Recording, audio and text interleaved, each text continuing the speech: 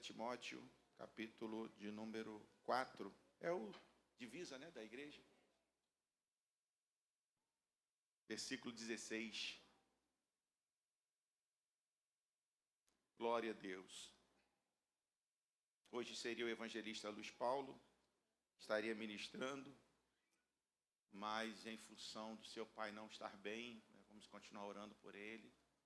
O quadro se agravou, do seu pai, e ele é da área da saúde, então está dando todo o suporte a ele nesse momento difícil. Vamos estar orando por ele, por sua família e os familiares também. 1 Timóteo, capítulo número 4, versículo de número 16, diz assim a palavra do Senhor: tem cuidado de ti mesmo e da doutrina, e persevera nestas coisas, porque fazendo isto te salvarás, tanto a ti mesmo, como aos que te ouvem. Vamos ler juntos?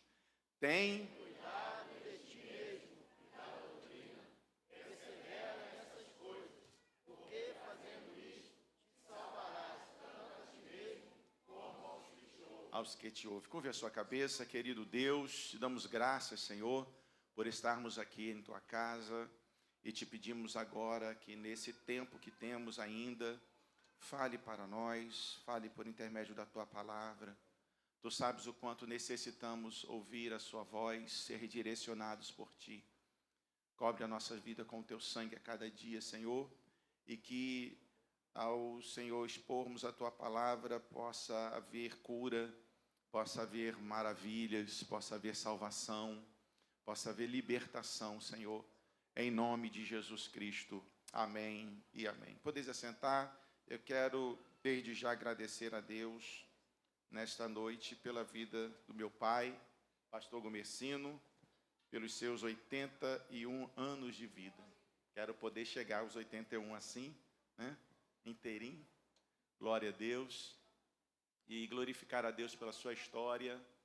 Tive a oportunidade de colocar um pouquinho dos meus sentimentos ali nas redes sociais a respeito do meu pai, também enviei uma mensagem para ele, e eu glorifico muito a Deus pelos pais, que o Senhor nos deu, e ser feliz, por ter uma pessoa que tem procurado nos dar lições, não somente com palavras, mas também com a sua vida, a sua conduta, com o seu caráter, e para nós isso é muito importante.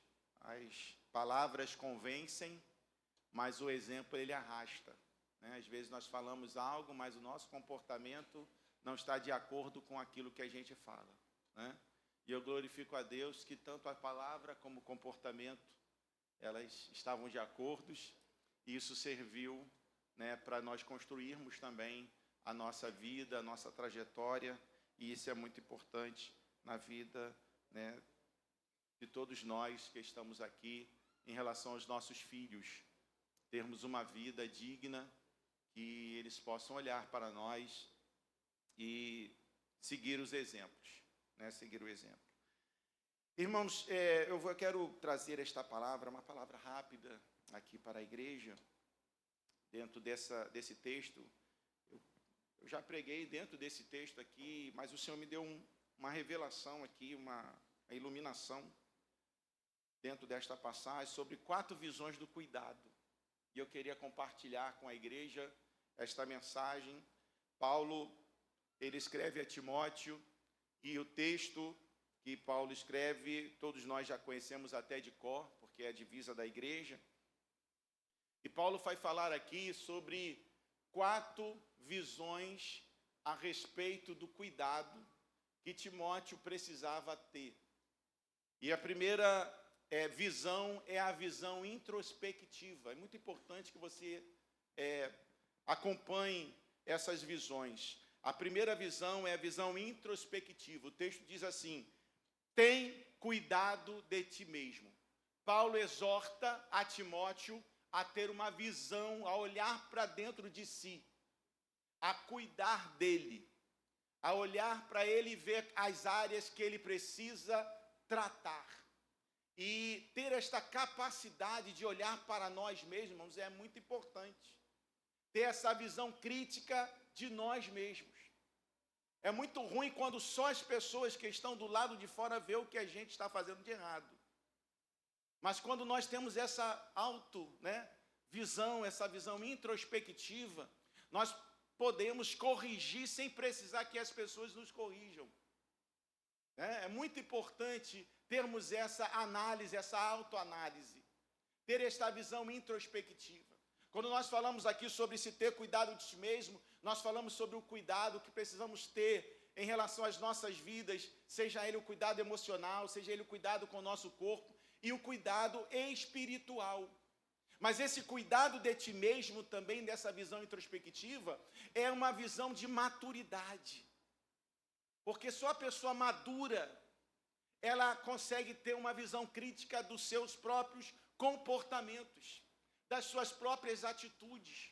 Não precisa o pai estar falando, não precisa a esposa estar dizendo para o marido, não precisa o marido estar falando para a esposa, é preciso só ela fazer ou ele fazer essa autoanálise da sua vida e dizer assim: eu preciso melhorar nisso aqui, porque isso aqui não está me levando para um caminho bom. E essa visão introspectiva, irmãos, todos nós precisamos ter. Nós sabemos que Isaías também teve esta visão. O profeta Isaías, no capítulo de número 6, diz a Bíblia que no ano em que morreu o rei Uzias, ele viu o Senhor. E quando ele vê o Senhor, diz o texto, ele vai dizer assim: ai de mim, que vou perecendo. É verdade? Então, Isaías, ele tem essa visão. No início dos primeiros capítulos do livro de Isaías, nós vemos Isaías apontando muito para as outras pessoas. No início do capítulo 1 de Isaías, nós vemos Isaías apontando para as pessoas, dizendo: ai de vós, ai da cidade, ai daquele. Mas quando ele tem um encontro com Deus, e isso aqui é muito importante, porque essa mensagem é para nós que somos cristãos. Quando Isaías ele tem uma visão de Deus, ele consegue se enxergar e ter essa visão crítica dele mesmo. Ai de mim, que vou perecendo. Era um profeta, mas ele conseguiu enxergar os seus erros e as suas falhas. Porque às vezes, por sermos pastor, por sermos do ministério tal, por sermos líderes de algum departamento, ou por ter uma função na igreja, nós achamos que não cometemos, às vezes, ou erro, ou mesmo que achamos que cometemos, não mudamos a rota. Mas hoje o Senhor nos chama a ter essa visão introspectiva. E às vezes essa visão ela só vai acontecer no momento em que nós estamos em uma fase difícil da nossa vida. E Deus permite a gente passar por isso, para a gente ter essa visão. Porque tem pessoas que quando estão no momento bom, quando está tudo dando certo, quando as coisas estão indo maravilhosamente bem, não consegue fazer esta autoavaliação de si mesmo.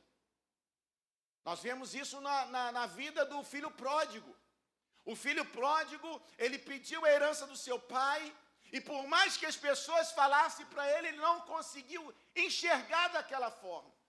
Ele só foi conseguir fazer essa análise da vida dele mesmo quando ele já estava diante dos porcos. Deus nos guarde, irmãos, chegar nesta fase da nossa vida em que precisamos estar olhando para o chiqueiro, ver as comidas do porco e desejar a comida do porco, para ter essa visão de nós mesmos, que as coisas não estão bem. Porque o filho pródigo vai dizer assim: quantos jornaleiros de meu pai. Ele está tendo um monólogo, eu costumo chamar isso de monólogo interior. Quantos jornaleiros de meu pai, ele está falando com ele mesmo, tem abundância de pão e eu aqui pereço de fome. Levantar-me-ei, irei ter com meu pai, vou dizer: pai, pequei contra o céu e contra ti, já não sou nem mais digno de ser chamado seu filho, mas faça-me, por favor, como um dos seus empregados. É naquele momento que ele se enxerga, que ele tem essa visão introspectiva. Então, antes que chegamos nesta condição, e Deus nos guarde de chegar nesta condição, Paulo está dizendo para Timóteo: cuide de você. Tenha essa visão introspectiva sobre a sua vida. Como você está? Essa autoanálise que nós precisamos fazer. Como eu estou? Como eu estou em relação a 10 anos atrás? Como está a minha vida espiritual? Como está a minha vida com Deus? Como está o meu relacionamento com Deus? Porque nós vamos às vezes levando, deixando a vida nos levar. Mas na realidade quem tem que levar você é o Espírito Santo de Deus. Então nós vamos deixando a vida, vamos tocando, porque há tanta correria, tantas situações adversas. Como está o seu relacionamento, como está a sua vida familiar, como você está diante dessas circunstâncias todas que estão à sua volta. Mas Paulo vai falar sobre outra visão aqui também, que eu quero compartilhar com os irmãos. A primeira visão é a visão introspectiva. A segunda visão é a visão de simultaneidade. Porque Paulo vai dizer aqui a Timóteo o seguinte: tem cuidado de ti mesmo e da doutrina. Paulo não está dizendo a Timóteo, tem cuidado de ti mesmo, depois que você se definir, depois que você se encontrar, você aí cuida da palavra. Não, tanto como o outro. É você estar pronto para cuidar de você mesmo e simultaneamente cuidando da palavra. O que o Senhor nos trouxe aqui, de iluminação dentro desta passagem, é que Paulo está dizendo para Timóteo o seguinte: Timóteo, você tem que ter cuidado de si mesmo, mas enquanto você está cuidando de você, não abra mão também de cuidar da palavra. É como a palavra do Senhor vem para o povo ali em Atos dos Apóstolos, capítulo 1, versículo 8. E ser-me-eis testemunha tanto em Jerusalém, hoje é o culto de missões. E ser-me-eis testemunha tanto em Jerusalém, como em Samaria, Judeia, até os confins da terra. Deus não está dizendo para aquele povo, dizer, ser-me-eis testemunhas em Jerusalém, quando toda Jerusalém for alcançada, aí vocês vão para a Judeia. Não é assim que diz o texto. Ser-me-eis testemunha tanto em Jerusalém, como na Judeia, simultaneamente, em Samaria e até os confins da terra. Enquanto tem gente dos confins, tem gente aqui em Jerusalém, tem gente ali. Então, em todos os lugares deve-se pregar a palavra de Deus. E é isso que Paulo está trazendo aqui para Timóteo. Timóteo, enquanto você cuida de você, você também precisa cuidar da doutrina. Você precisa cuidar da palavra, para que a palavra de Deus, ela fique viva dentro de você. Nós precisamos cuidar da gente, precisamos, mas você precisa cuidar da sua chamada. Você precisa cuidar da sua vocação. Você precisa cuidar do seu ministério. Nós cuidamos muitas vezes do nosso corpo, mas esquecemos de simultaneamente cuidar daquilo para qual Deus tem nos chamado. Simultaneamente cuidar do ministério que Deus nos entregou. Eu não tenho mais tempo para a obra de Deus porque eu estou cuidando de mim. Existem muitas pessoas assim. Deixaram de fazer a obra de Deus porque é justificativa, é porque está cuidando de si. Mas quem foi que disse que Deus falou que enquanto você está cuidando de si, você tem que largar aquilo para qual Deus te chamou? Você tem que deixar de lado a palavra de Deus, aquilo que a palavra nos orienta, os direcionamentos da palavra de Deus para as nossas vidas. Então, há uma necessidade. Enquanto estamos fazendo isso, precisamos fazer aquilo. Então, essa visão de simultaneidade, ela é muito importante.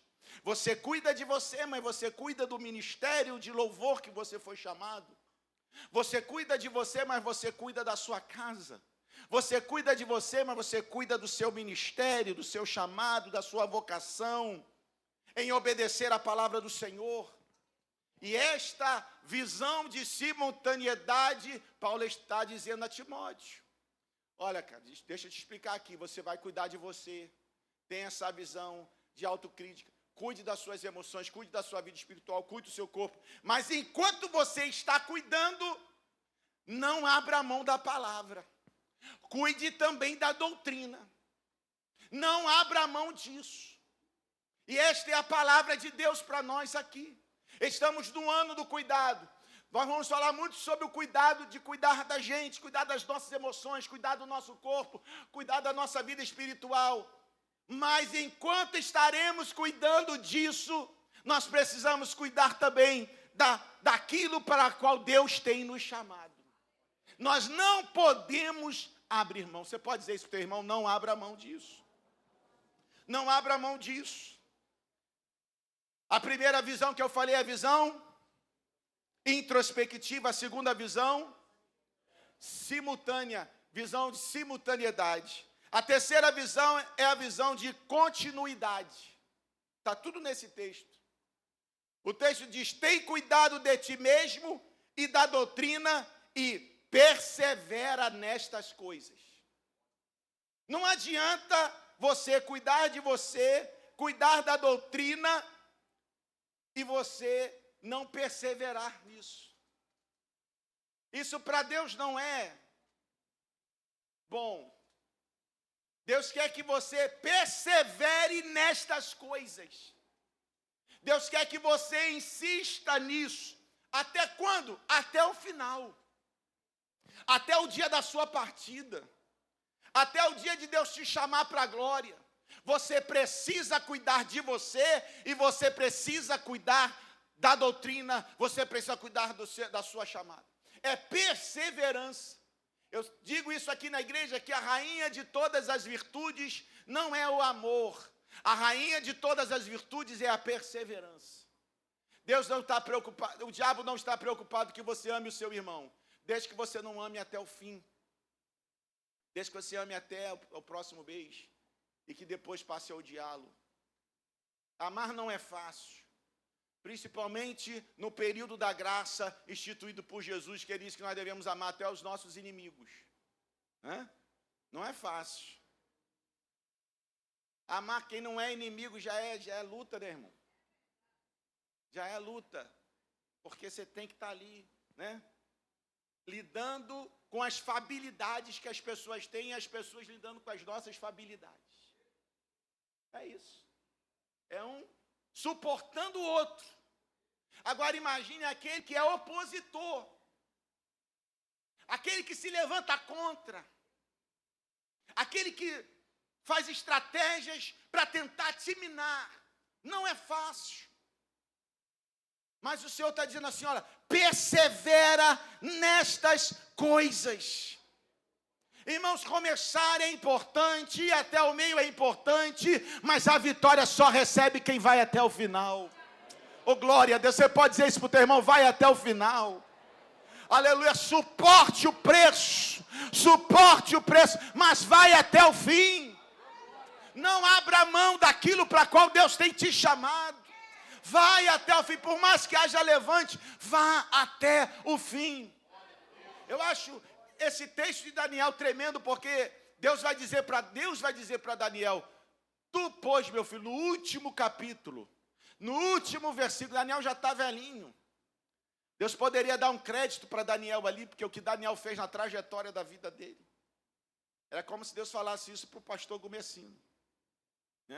Tu, pois, meu filho, vai até o fim. Porque o diabo pode dar uma rasteira no final.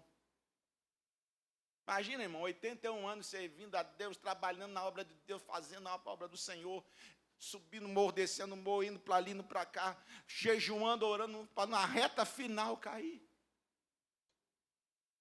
Se afastar de Deus, perder a salvação. Né? Mas Deus está dizendo para Daniel, tu, pois, meu filho, vai até o fim, porque no fim tu vai repousar. Tem vitória para você no fim. Jesus passou por muitas situações. Muitos queriam parar Jesus na sua trajetória que foi destinado para ele aqui nesta terra. Mas lá na cruz ele diz assim, ó, está consumado. Sabe o que isso quer dizer, irmãos? Cheguei ao fim. Terminei. Concluí. Está consumado. Oh, glória. Paulo diz, combati um bom combate. Acabei a minha carreira. Guardei a minha fé. Desde agora estou pronto. Estou preparado. Irmãos, é maravilhoso chegarmos ao fim. E essa é a trajetória da igreja. Nós estamos aqui não no meio da nossa trajetória parar. É por isso que Abacuque vai dizer: aviva a tua obra no meio dos anos. É onde o fogo está mais inflamado, onde a guerra está mais reída, a situação está mais difícil. Deus está dizendo assim: olha, eu estou contigo, eu vou te avivar nesse momento, porque ainda tem uma trajetória. Você não pode parar. Oh, glória a Deus. Você não pode parar. Você não pode parar. A primeira visão é a visão introspectiva. A segunda visão é a visão de simultaneidade. Enquanto eu estou fazendo uma coisa, eu não posso deixar de fazer a outra. A terceira visão é a visão de continuidade.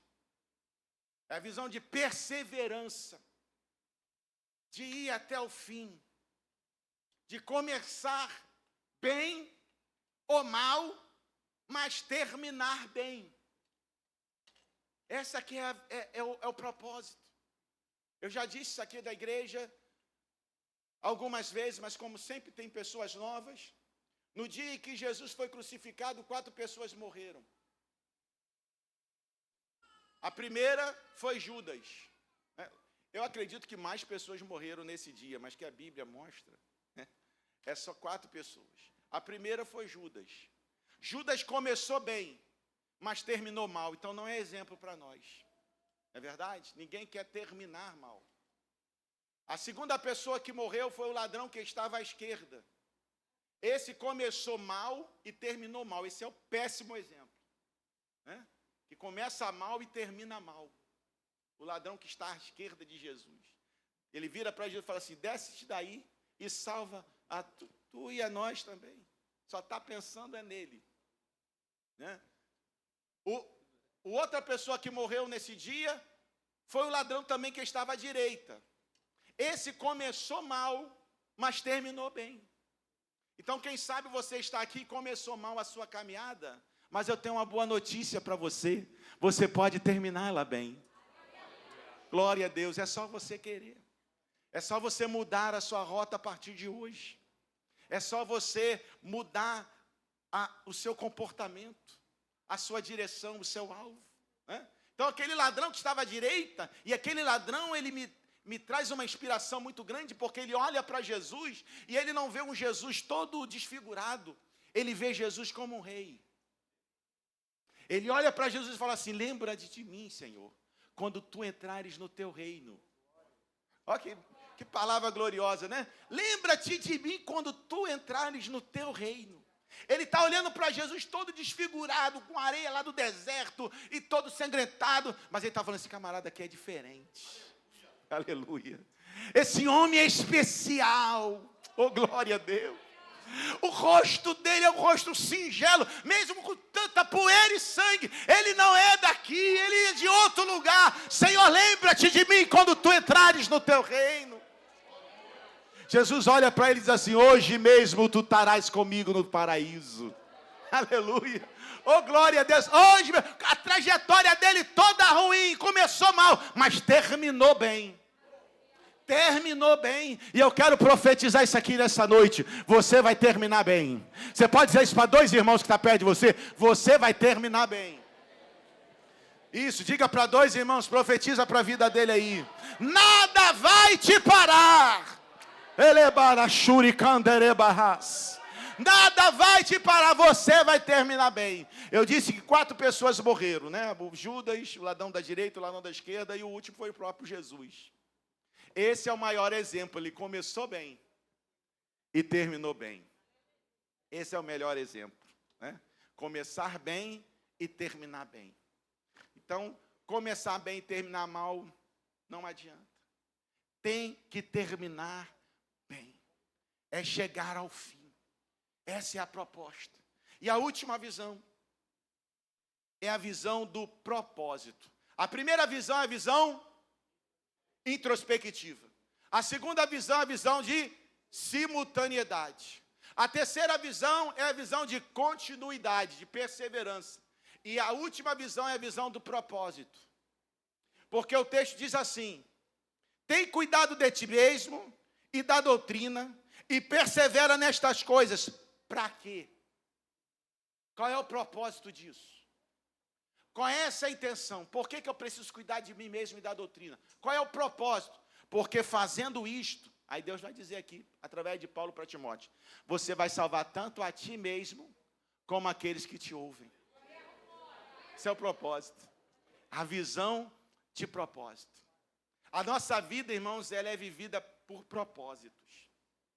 Nós não podemos fazer nada sem saber qual é o propósito disso. Se isso vai glorificar o nome de Deus, se isso vai exaltar o nome do Senhor, não. Então, nós precisamos ter esse cuidado. E Paulo está trazendo esse ensinamento aqui a Timóteo. Que havia um propósito dele cuidar dele e da palavra e perseverar nisso. Se manter íntegro nisso. Não desfocar disso. Perseverar nesse propósito. Por quê? Porque a vida dele estava em jogo. E a vida daquelas pessoas que estavam lhe observando. Irmão, isso é muito sério, né? Esse texto aqui que nós escolhemos, a igreja escolheu como divisa, é um texto que fala muito aos nossos corações. Porque esse texto, ele traz para nós lições especiais. Propósito. Nós vivemos por propósito. E ele vai dizer assim, ó. Nós estamos hoje no culto de missões, né? E missões tem a ver com vidas. Missões tem a ver com almas. Missões tem a ver com o nosso chamado. Não importa qual é a sua área. Todos nós somos chamados para ganhar almas. Todos nós. Não, essa não é a minha área. Quem disse? Todos nós.